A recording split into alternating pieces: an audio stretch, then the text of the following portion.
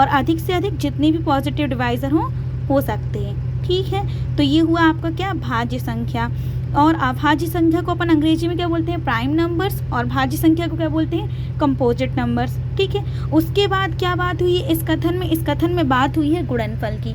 ठीक है, कि उनका जो गुणनफल है या जो गुणनखंड है वो अपन को कैसा प्राप्त होता है, अद्वितीय प्राप्त होता है भाज्य संख्याओं का, किस में, अभाज्य संख्या के रूप में।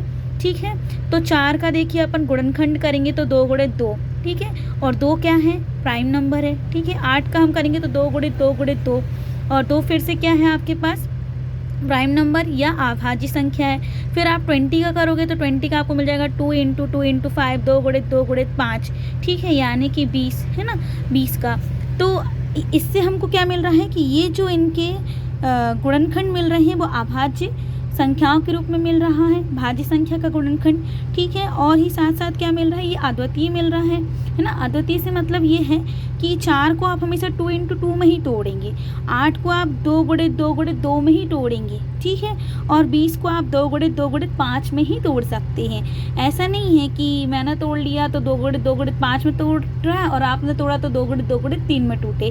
ठीक है, तो ये हुआ अद्वितीय का मतलब। हाँ, अब ये हो सकता है कि इनका ऑर्डर कैसा भी हो सकता है, मतलब इनका क्रम जो है वो अलग अलग हो सकता है। मतलब हमने 2 गुणे 2 गुणे 5 लिखा है, और कोई हो सकता है 5 गुणे 2 गुणे 2 लिखे, या 2 गुणे 5 गुणे 2 लिखे।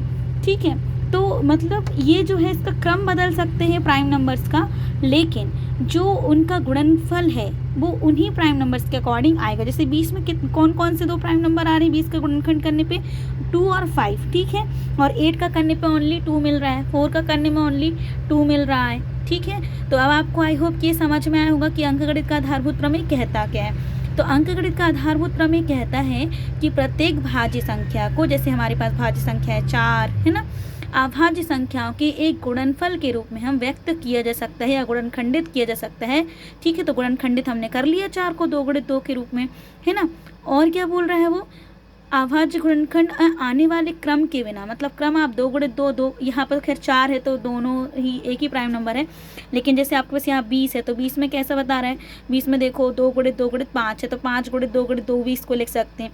तो इनका क्रम मतलब हम बदल सकते हैं, और ये जो अभाज्य गुणनखंड का गुणनफल आपको प्राप्त होगा या गुणनखंड आपको प्राप्त होंगे वो अद्वितीय प्राप्त होता है। तो ये आपका था अंकगणित का आधारभूत प्रमेय।